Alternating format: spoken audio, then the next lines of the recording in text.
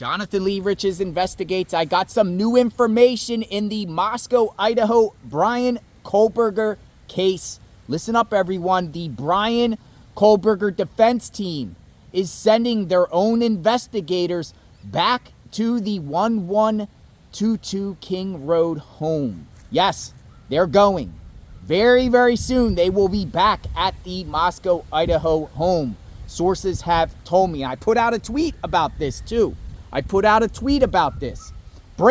Bryan Kohberger's defense team has made arrangements to have their own investigators go back to the 1122 King Road home. You heard it here first. What are they looking for? Could this be related to investigators revisiting the home on October 31st? Remember they were there? And the transfer of forensics for analysis that soon followed. Remember, folks, they were there. The prosecution team was there. FBI was doing reconstruction, but it's believed that the FBI and authorities and whoever was there collected more evidence. And remember, the prosecution was supposed to turn over IGG material to the judge by December 1st so the judge can analyze and give to the Bryan Kohberger defense what of that information. But right before that deadline, there was a motion filed in the courts to have forensic evidence to be analyzed. Was that new evidence that the prosecution obtained against Bryan Kohberger? Forensic evidence. Now, I'm told that the Kohberger defense is going back to the home. There are investigators to look around. What could possibly be at the Moscow, Idaho home that Bryan Kohberger's defense team are looking for? What could be there?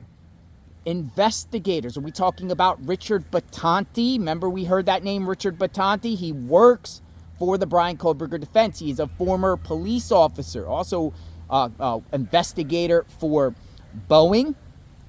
What could this be? Could this be the defense countering what the prosecution has?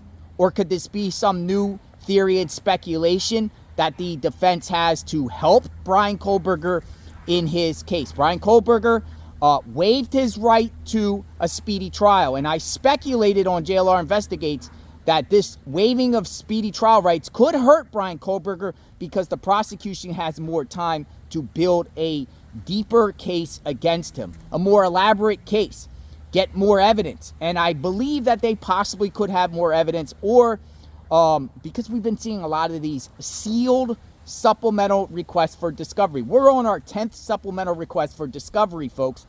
We don't know the information out of that. But if forensic stuff is being sent for evaluation, it's safe to assume that there could be blood, could be more DNA, something. And the defense is like, okay, we're going to send our own team to the house and inspect all over the home.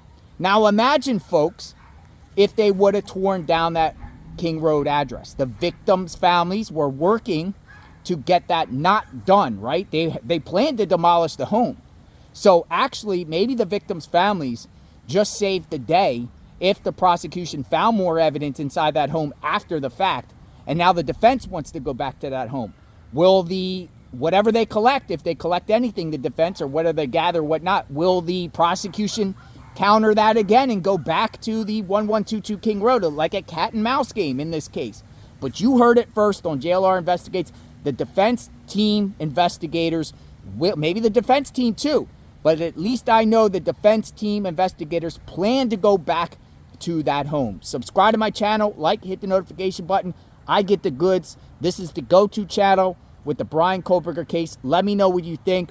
We will talk soon. Stay tuned.